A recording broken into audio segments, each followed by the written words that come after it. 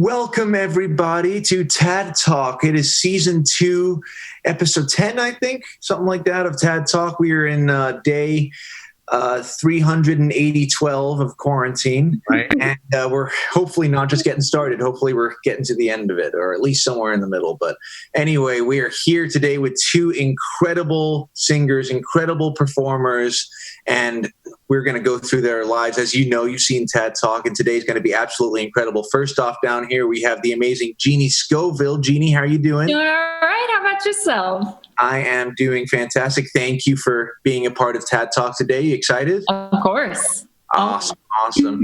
And also, we have Michael B. Williams over here, and another amazing performer. How are you doing, Michael? I am doing great. How are you, Nick? The inaugural hosting. Are you excited, sir? I am excited. That's why, I didn't wear this shirt to take away from any mistakes I make. That's definitely not why I wore this. Keep it trouble. Something kind of crazy happened actually with these 2. We didn't plan this at all, but both of these amazing performers are based in Los Angeles, but right now they're both kind of hanging out in Arizona during quarantine. So all of us, including Ross, our producer, is in Arizona right now. So this is going to be an awesome Arizona-based party we have with us. It's awesome. Well, some of you out there watching Tad Talk right now might be wondering why I'm hosting and not the usual host, Terry, the CEO of Tad. Well, he would have me tell you that it's, he's handing the baton or, giving me experience. I'm just going to be straight with you. He found a cheap flight to Cabo during Tad Talk and just had me host so he could take that flight. So he trusted me with the task of hosting Tad Talk, which is really kind of not good on his part, not a good decision, because there's literally nothing stopping me from showing a bunch of distasteful photos of him. In fact, you know what? Let's do that. Ross, go ahead and show those photos. He's on a plane right now, so he has no clue that these are being shown. Yeah, that's chocolate, I think. So there it is again. Yeah. So this is, the hair. He's gonna kill me when he lands and sees this. But there you go. There's someone procreated with that, apparently. So there you go. But welcome again to Tad Talk. This is going to be an awesome show. And if you've seen Tad Talk, you guys know that we start with 3 random quick-fire questions that we give to both of our panelists. So I'm going to do that right now. And Jini, I'm going to start with you. Okay. So first question I have, what is your favorite sound and your least favorite sound? All right, I got this. Favorite sound would be any sound that puppies make, because I am dog obsessed. Oh yes. So yeah, it's an issue. I'm a full-grown adult and I squeal when I see a dog, any dog. So that'd probably be my favorite sound. And least favorite, I hate microwave beeps. I will rush to turn it off when it's at 1 because I just don't like the beeps. I'm gonna be honest. So you actually you like dogs and you hate the same sounds they do. You're obsessed with dogs that you've actually. Yeah, it's all spirit animal thing. Do you have any dogs with you in Arizona right now? I don't. I wish I did. I look longingly at other people's dogs when they pass. If you have time, I'll bring Kenny Doggins out and we can show him on the screen. Yeah. That's awesome. All right, Michael, what is your favorite sound and your least favorite sound? Okay. I think my favorite sound is a bass guitar. It adds everything to a song. So definitely that. But my least favorite sound is my mother's voice in quarantine. That's my least favorite sound. That's what I wake up to. Michael, wake up! And nothing needs to happen.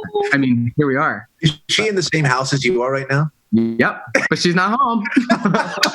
Oh, but she's watching right now. So no, I'm just joking. Oh my gosh, that is fantastic. We will not edit that out, and we'll actually make that a running. We'll make that the thumbnail for the Tad Talk. Enjoy, Janine. That's great. All right, Jini. Second question of today. If you travel to one moment in the past, where and when would you go? Like any moment, not just from my own life, Not just life. It could be as far back as the pyramids, or even further back, the dinosaurs, whatever. Oh, those are. You know what? I think I have one of my own memories, because I can't guarantee what kind of time I'd have if I went back to the pyramids. So I'm going with things I know. Okay. And, when I was living in Japan, I climbed Mount Fuji, and it was really, really cool. Like, we summited right as the sun came up, and it was kind of an otherworldly experience. So I'd say that's what I'm picking. Oh my gosh. Mount Fuji. Yeah. Wow. That is not something I expected to hear today. That is incredible. It's fun. That's amazing. I'm going to try that, and then just probably Photoshop myself on Mount Fuji, and then just watch a movie about Mount Fuji or something. It's worth doing. It hurts so good. I love Japan. Julia and I went to Japan a couple of years ago, and it's just absolutely gorgeous. It's so nice. Michael, if you could travel to one moment in the past, where and when would you go? Honestly, I would go back to, this is from my own life, I would go back to, there was a stint between cruises where we had to stay in Kotor, Montenegro. Okay. And it's like this simple place. It's not a massive city, but it was like, we did this hike, and it was the most, when we got to the top and we like looked out, it was just the most like peaceful, simple, especially in the time we're in right now. Like, I want to go back to that moment where it's like, oh, I'm not thinking about anything else. So that's a great answer. Both great answers. I'm loving this. We have one more question. Okay. One more question. And this is probably my favorite one of today. So, Jini, tomorrow, two famous musical artists are going to give you a call, and they're both going to ask you to collaborate on their new song. What two artists do you hope are on the end of that phone?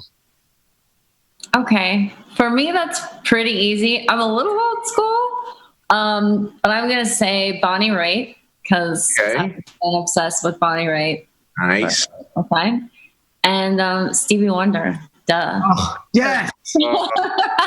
Signed, sealed, and delivered. That is awesome.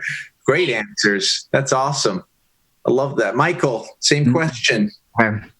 You're going to like this one, Nick. If definitely one of them would be Jacob Collier. He's a current artist of our, like, in our demographic and age group, and he's brilliant. He's nuts. If he called to do a collaboration, that would be insane. And my other one would have to be this one. Actually, I just thought of it now. I would probably choose Brian McKnight, because he is like this crazy vocalist that I always forget about. I like listen to his tunes and I'm like, oh my God. And his kids are incredible too. Like, if he called, heck yeah, let's go. That is awesome. I thought for sure you were going to say Ariana Grande. I knew I was, for sure. I can't make this too easy, because I know he thinks I'm going to say Ariana Grande, which, I mean. Oh, this is great. And for anyone watching as well, you know this, feel free to leave some comments, any questions for either of these guys. I have the feed right here on my phone. I'm going to be continuously looking at these comments and questions. And if we get enough time and get around to it, I can say those questions out loud, and we can get some conversation going. It'll be awesome. But so now we go on to the part where we learn more about you guys and how you got to the incredible places that both of you are right now as performers. So, Jini, you've had quite a career. I mean, not only have you worked on a bunch of cruise lines all around the world, worked in very huge, amazing countries, so many different countries, but you also worked at Tokyo Disney for a while as well. Yeah. That is absolutely incredible. So, from the beginning, tell us how you became Jini Scoville. It's always hard to do this from the beginning in a succinct way, right? But I'll try. I'm from LA, but actually I was born in South Dakota. My parents were traveling musicians, and I was born near Mount Rushmore. So, fun fact, family musicians, grew up doing competitive show choir, went to school in Texas for jazz and vocal performance, worked in a lot of music theater, a lot of ships, theme parks, all kinds of random jobs, running bands and professional choruses. And finally decided that, I mean, I always wanted to do my own shows, but finally got around to putting them together and having that, freedom. That's awesome. Did you work in performance at Tokyo Disney as well? Yeah. I was a lead vocalist in a show called Big Band Beat. It's a giant big band review. Oh, there's a photo from it. And it's like a gazillion people on stage, this monster big band, and tap dancing Mickey. It's absolutely an amazing show. And I got to be the queen of the blues and sing Blues in the Night and wear swanky glittery gowns. And it was something. It was really, really special. I had always wanted to work, for the mouse growing up being a Disney-phile. And it also gave me a chance to move to Tokyo. So getting to live there for a couple years was pretty spectacular. And I missed it. That's amazing. How long did you work there? I actually worked there for about a year. And then from there, I got on a Japanese cruise ship, which I knew I wanted to spend more time in Japan, but I think I missed the sea. So I did that for another year and a half, and that docked in Yokohama. So I was basically based Tokyo-ish for a couple of years. That's awesome. That's incredible. That's so cool. And you've been working on cruise ships going all over the place now, working on your own show, which is just a variety of amazing material. You're so eclectic as a performer. And I think that's my favorite part of watching you live or you on videos or anything like that. It's just seeing how wide of a range you have, and figuratively and literally. It's Thanks. If you had to choose song that you do in your show that you just can't wait for, that you're doing your show and it finally gets to this section where you can't wait to do it, is there a song that you just love doing so much in your show? Oh, there's several. I mean, I don't want to give too much away, but okay. but I'm a power ballad girl. So in one show I do Je suis malade, which is a Laura Fabian French power ballad. And then I have a Celine Dion tune in the other show that's also pretty monstrous. I like the monstrous power ballads. They give you a chance to kind of let it all out, Absolutely. If you guys haven't heard Jini do her thing, her amazing thing, check out this video.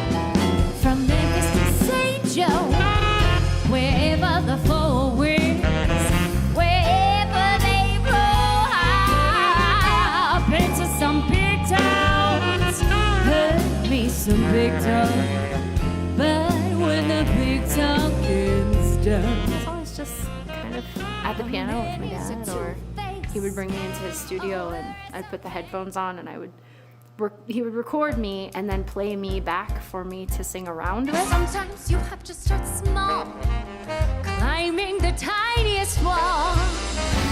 Here I am.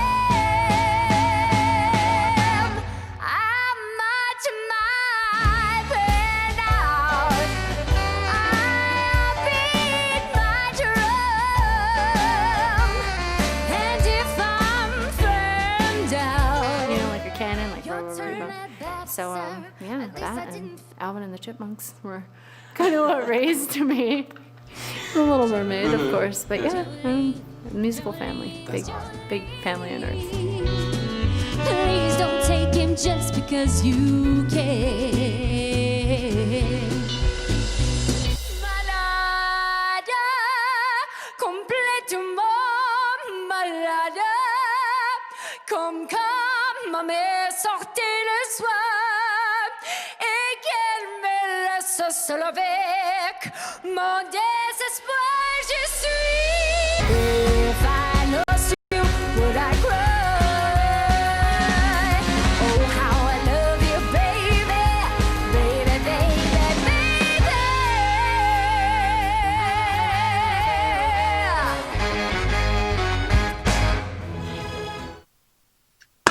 Yes, come on, sing. Incredible, Jini. Absolutely. So once we all get back on our feet and we're allowed to go back out and start performing and go on cruises and all that, be sure to look out for Jini's name. If you get to see her show, believe me, you're in for an absolute treat. It is incredible, as you saw. So amazing job, Jini. So glad you're here today. Thank you. And that video was so nice and so clean and so polished. And I wonder who put that video together. Well, our other guy who is currently getting off the screen. This guy not only is a singer and performer, but he's a man of many talents, as Jini was saying while we were showing the video. Michael actually put that video together.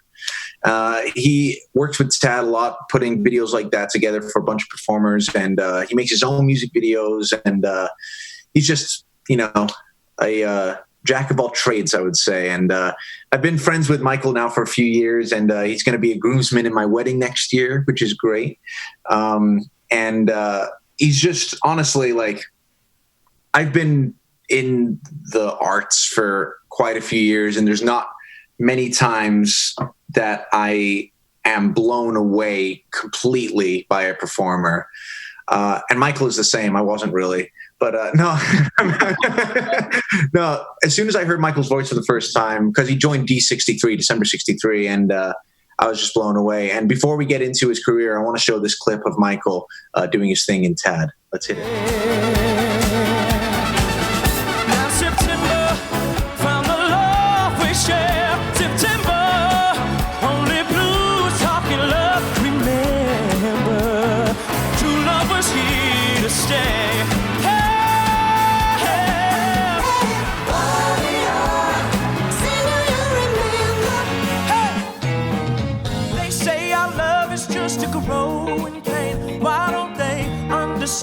It's just a crying shame.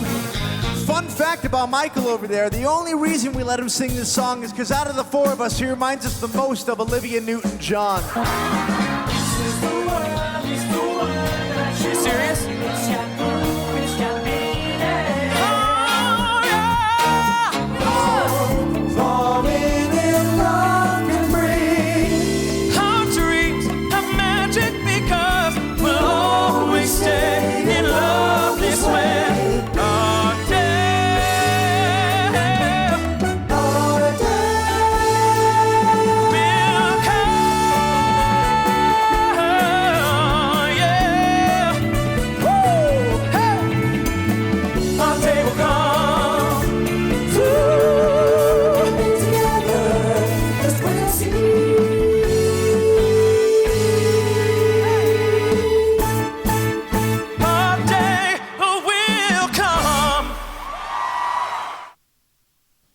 Look at that.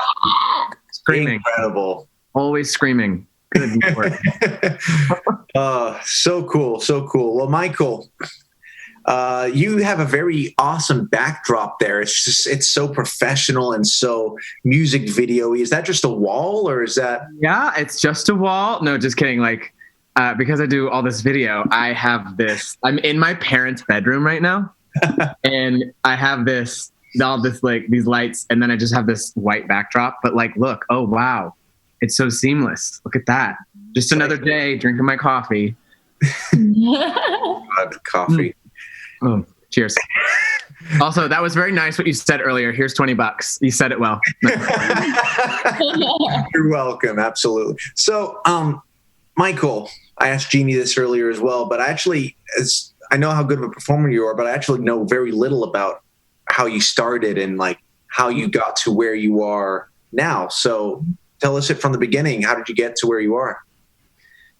Honestly, it's a lot like Jini. I did a lot of like theme parks and ships and more theme parks and some regional theater. But before that, I mean, I didn't start singing till I was like 15. I was this really awkward kid. We moved a lot, my parents, because of my dad's job. And when we moved to Texas and I was in 9th grade, I was like, I'm going to join choir for fun. I didn't even sing. I didn't even know. And we started in choir, and then I got a voice teacher, and they were like, oh, okay, you can do this. And then I just like kept practicing, and I took my lessons like really seriously. And then it all changed, because originally I just wanted to be a pilot. Like, I wanted to go to flight school. I didn't want to be a singer or anything like that. I had no idea that was, in the cards for me. But then as it progressed, and once I got to my senior year of, that picture, good Lord. Oh, he's a mess. Just get a tissue. It's going to be okay. No, whenever, then I got to my senior year, and my high school did a production of Phantom of the Opera. Yes, a high school doing Phantom of the Opera, which was a stretch, let me tell you. I got to be the Phantom, which was great. But I think it was once in Dallas, there's this thing called the DSM Awards, and they come and they like judge high school shows, and they try to then they compile all these actors and actresses from all kind of like it's like the Tonys for a state. You know what I mean? Yeah. And then they judged my show, and I got to go to the award show, and then I won Best Actor in Dallas. And then I was like, maybe I shouldn't be a pilot anymore. Maybe I should maybe give this a try. And it was when we went to New York, and we did this PBS special, and we got to perform on a Broadway stage and all that stuff. It was the moment, I will never forget it. I was standing there in the Lion King theater, and I was like, oh my God, wait, maybe this could be something. I don't know. But after that, that's when it was like, I was really taking it seriously. I was like, oh, maybe I should go to school for a minute and give this a run, because if I look back like 10 years from now, I might regret that I didn't do it. So, and now I'm in my parents' bedroom in Arizona, and it's just been bliss.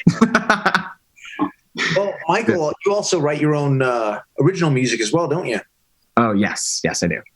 And during quarantine, I think I can speak for both of these guys on the TAD Talk today, but I think really being in quarantine has really brought out a lot of our creative juices a bit. We have the time to actually pursue them in more the creative way. And Michael actually wrote two incredible songs. He wrote one song and covered another for the time of quarantine. And we're going to put both links in the bio, in the comment section for you to check out. One of them is a cover of an Ariana Grande song. Is that right? Yes. Yeah. And I think if we have time at the end of this, we're gonna show that at the end of this clip. But the other one, a lot of people are writing songs and making the titles very metaphoric and kind of something like that. Michael went a little more specific with his song title. He called his song "Corona, You Gotta Go." And I know that is how we are all feeling right now during this whole quarantine situation. So we're going to put that link in the comment section as well. But he's a great songwriter. But I think we have a clip of that PBS special you were talking about, Michael. So if you're ready, Ross, let's hit that video. You're on stage and there's a full orchestra and you're in a Broadway theater and you have to rise to that occasion and you have to perform. What we're going to look for tonight in the medley performances is the people who are already sort of the front runners for us to, go further or drop back.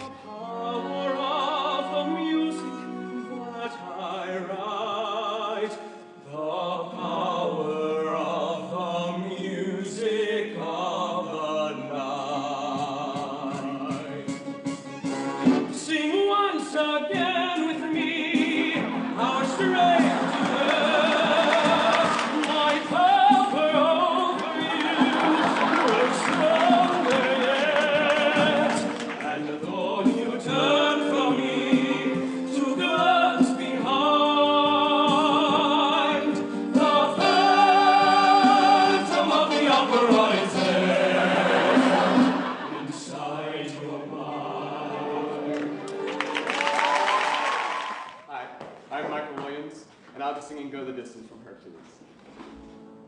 Of a far-off place, where a great warm welcome will be waiting for me. I will find my way. I can go the distance. This is about nobody else tonight but you. Believe in yourselves and go for it, yes. We're gonna go 1, 2, 3. Throw our hands up and say Jimmy's. Ready? 1, 2, 3, Jimmy! Let's go! Have fun, have fun, have fun! It's been an amazing journey, and I'm so proud of what I've accomplished.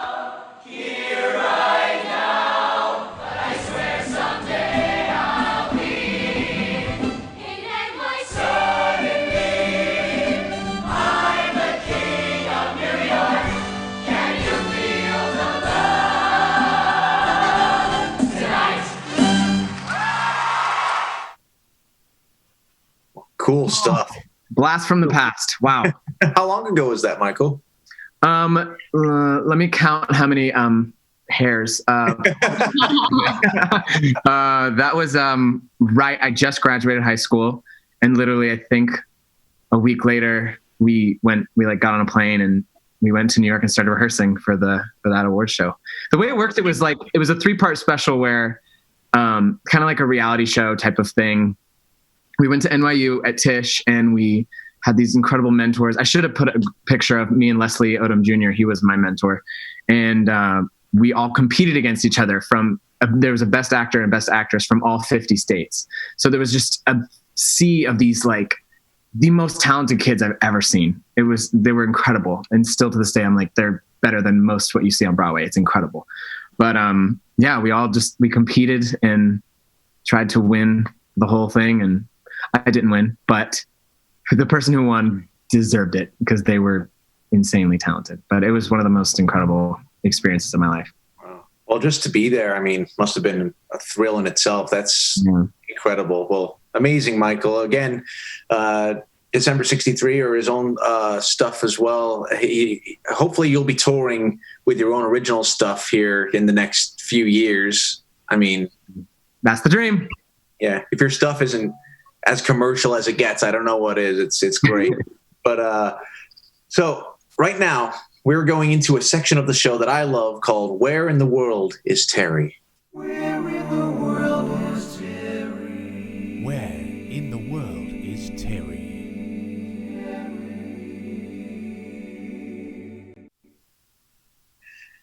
Like I said, we Terry's in Cabo today. He's on a plane right now, so he has no clue that how this is going. So he's probably, pooping his pants a little bit, wondering what's going on. But when it's kind of funny when Terry isn't here. Where in the world is Terry? Kind of sounds like he actually is missing. Like we have no clue where he is. So we've kind of taken the liberty of making a wanted poster for him. So feel free to print this out at home. Vito, I can't. Oh, my eyes can't unsee that. Give it to your friends, and just really spread the word. In case he really does go missing, that would really help us out. So thank you in advance. But basically, this section is my virtual background, which today is something I miss very dearly during quarantine. Disneyland, Walt's Place, but. On Zoom here, which is what we're using, I can change my virtual background to anything I want. And usually my dad puts himself in movies or places in the world. But today I'm going to put myself in a music video. And both of you have to guess what music video I am in. I think I've chosen some fairly easy ones, hopefully. Or maybe they're only easy to me. I don't know. But Jini, I'm going to start with you. Okay. Oh, you put me on the spot. Okay. That's right. So right now I'm going to change my virtual background. Which music video am I in? Oh my goodness. I don't know. Give it a second. Oh, I know. Sorry. What's that? Just Take On Me. Take On Me is correct by Aha. No one knows it from that waitress, but as soon as that sketch comes in, everyone's like, yeah. It is. All right, Michael. Okay. Are you ready? No. I don't know if Jini will help you out the way you helped the way Sorry. you did the last song. Jini, help me. Come on, we're a team. All right. You ready? Yes. Here we go, Michael. This is your music video. Is that... I'm not making it easy for you. Yeah, you're right in the way. I know, like, we can't see the guy. Give it a second. It's about to get a lot easier. Is that... Say it! Bohemian Rhapsody? Yes, oh my God, Queen, duh. Jini got it. That is 2 points for Jini right there. Michael. Why is everything a competition? Oh, that was fun. Good job, Jini. That's awesome. Took a while, but I know Freddie. Of course. Freddie's one of those guys that if he called me tomorrow, well, obviously, if he was still around and he called me tomorrow to collaborate, I would, pay whatever to fly wherever he was and do whatever song he wanted. He was an absolute amazing performer in every way. Well, right now, we're going to go into a section of this, a question that my dad asks on every TAD Talk. And it's a great question. We've had some amazing answers. We've had some very heartfelt answers, some very funny answers as well, actually. So I love asking this question, and I love hearing the answers from people. So I'm going to start with you, Michael, actually, on this one. So for the next hour, you can spend the next hour with any two people, dead or alive, in any place in the world. Which two people do you want to spend that hour with? Oh, honestly, I was like, I could be really funny and say like friggin' Elmo and Winnie the Pooh or something. But two people, I would choose my grandfather, who's no longer with us. And I think I would choose Steve Jobs. Wow. Because like my grandfather was an incredible salesman and businessman and really like, set our family up lovely, like, and Steve Jobs is such a visionary. Them together, like my grandfather sold cash registers to like the first Walmart. Oh, wow. And I think it was in Arkansas. And he like, worked with Sam Walton and to get cash registers in his stores of this concept called Walmart. And like, he was like a visionary as well. And having Steve Jobs, and my grandfather had Alzheimer's, but if I could get like the version of my grandfather, like where he's like sharp and aware with Steve Jobs, and to just sit, because there's questions I want to ask both of them so badly, an hour would not be enough time, but yeah, that's who I'd choose. That's such an incredible answer. That's awesome. That's a great, yeah. Did you say where? Where would you go? Oh, is there a place? Oh, I don't know. Wherever you want. Thanks for reminding me of that, Jini. That's strike one. Oh my God, the place almost doesn't even matter. Chuck E. Cheese. There you go. One of the things breaks down, and Steve Jobs and your grandpa will just go up and fix it up real quick, and the kids would. Oh my God, Steve Jobs would just like plug in his iPod, and the Nick would come back to life. Oh my gosh! So I just found out that my dad got Wi-Fi on the plane and has been watching the whole time, so he knows exactly what I've been doing. So that's fun. I'm about to get it, but so Planes have it now. Oh, I know. The picture of Terry, I just want you all to know. I don't know if I should. No, I'll say it. The picture of Terry of like him in his Speedo is hung in the TAD offices to remind us of where we're headed. Like here's our leader. So better stay on top of things. Okay. That's just a reminder for anyone who works with TAD that if you ever think that you can't, like, that my dad isn't approachable as a human being, that just brings him right back down to earth. But all right, Jini, you have 1 hour. If the next hour you can spend with any two people, dead or alive, in one place in the world, who are you going to spend it with? Okay. I hope my answer is not too simple, but no, not at all. So first I'll say the place. The there's a place in Greece on Kefalonia called Argostoli, and it's the prettiest beach I've ever seen in my life. Like, keep in mind, probably like you guys, I've been to too many countries. Like, I think 80 last time I counted. Wow. And this is the prettiest beach I've ever seen. Like, crystal blue water, it's really shallow for a long way. So you can just kind of walk out on the white sand. It's amazing. And I spent a day there with my boyfriend, and we got baklava and hiked to the beach and swam, and it was amazing. So Greece, right there in Greece. And then I would pick my brother, who I don't get to spend enough time with. And because he has personal circumstances, so he isn't able to travel as much as one would like. So if I could magically transport him there, I would like to do that and spend some time with him. And I thought about it. There's a lot of people I could pick. Picking another person's really difficult, because really I would just want to hang out with my brother.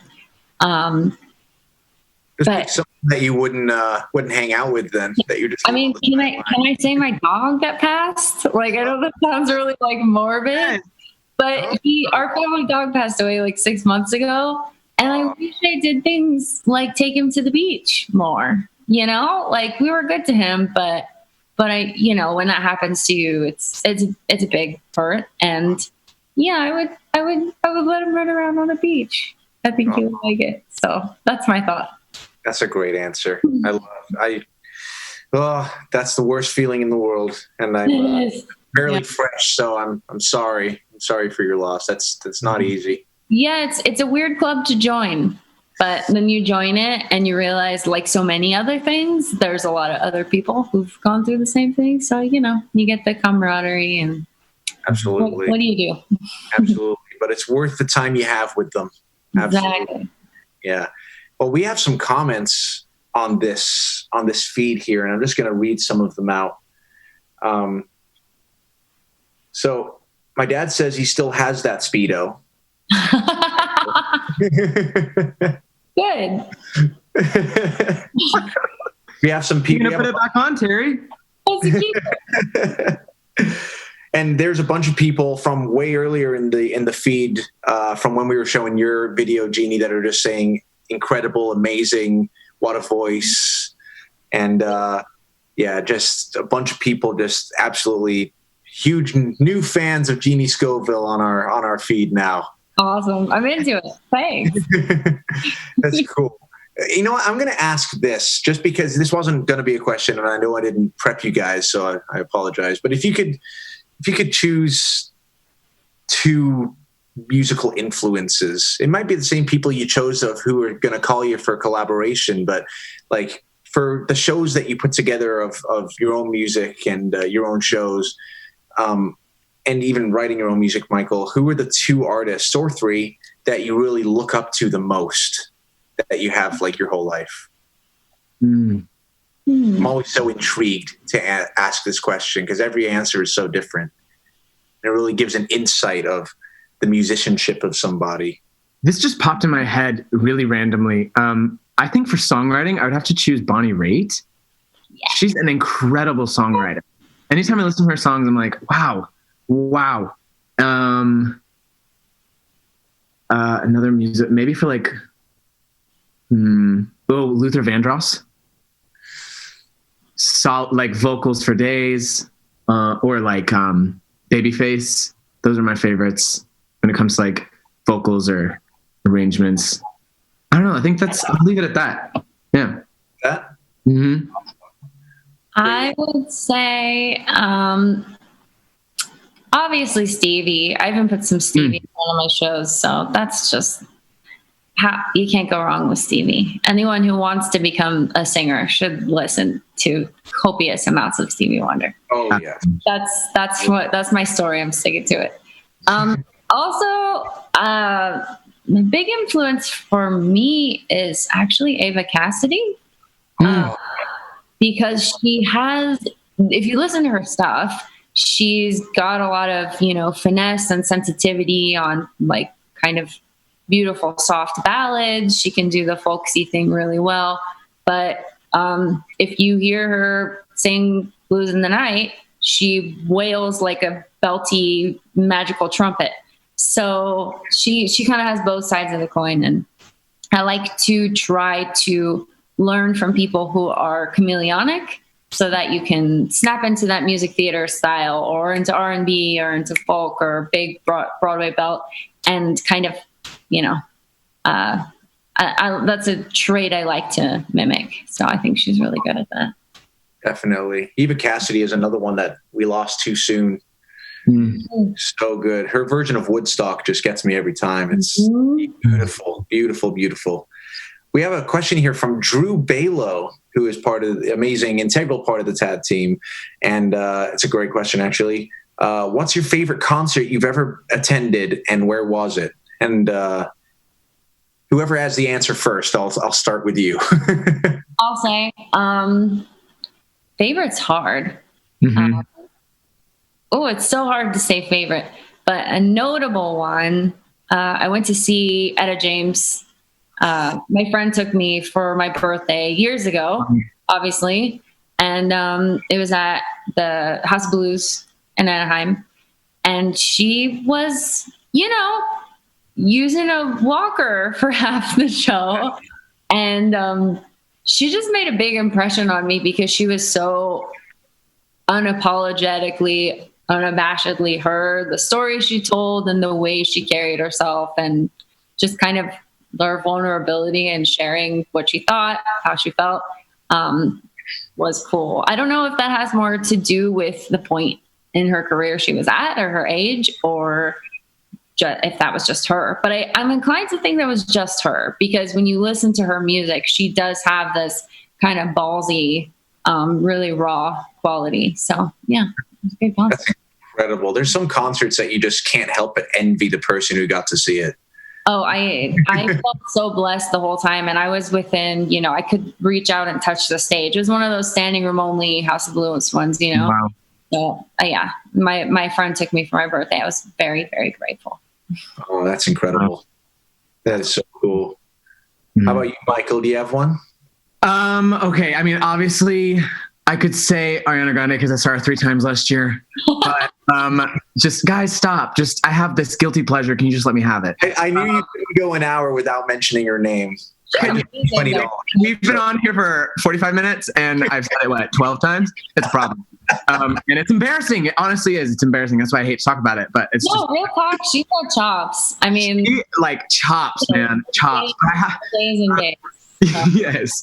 And, but I will say one concert that completely kept my attention the entire time was actually when I saw Leslie Odom Jr. I actually saw it with Miguel and Katrina, who are also TAD performers. And, that concert, and it was at ASU or something, was incredible. He is insane. He every moment to moment to moment when he sings is just you're just glued. There's no, you don't hide behind choreography or costumes or anything like that. It was a stripped down thing. And it was incredible, honestly. So that one I'd have to say. Gosh. Two concerts I wish I had been at. Oh, the Etta James? What? I know. Really? That's incredible. It was amazing. Mm-hmm. I got the chance to see Dick Van Dyke one time in concert. No way. Yeah.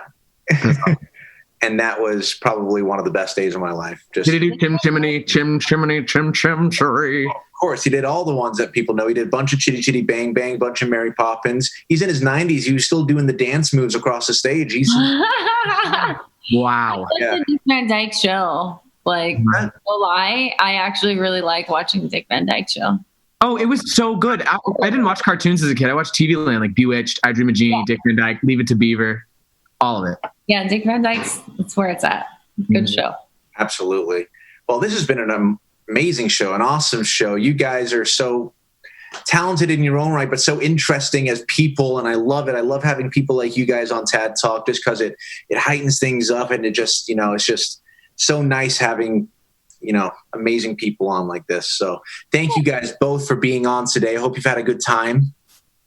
Yeah. Yes. Oh my gosh. Thank you for having us. Yeah. Absolutely. And next week, it's a holiday on Monday, so we'll be back on Tuesday with another week long of Tad Talk, probably with my dad again, because I bet there's no way he's ever going to let me do this again after what I did to him. But today has been absolutely a blast. As promised, we're going to end this show with one of Michael's quarantine COVID songs. And we'll see you guys next week. Jini, Michael, thank you guys once again for being on. Thank you. And we'll see you next time. Bye, everyone.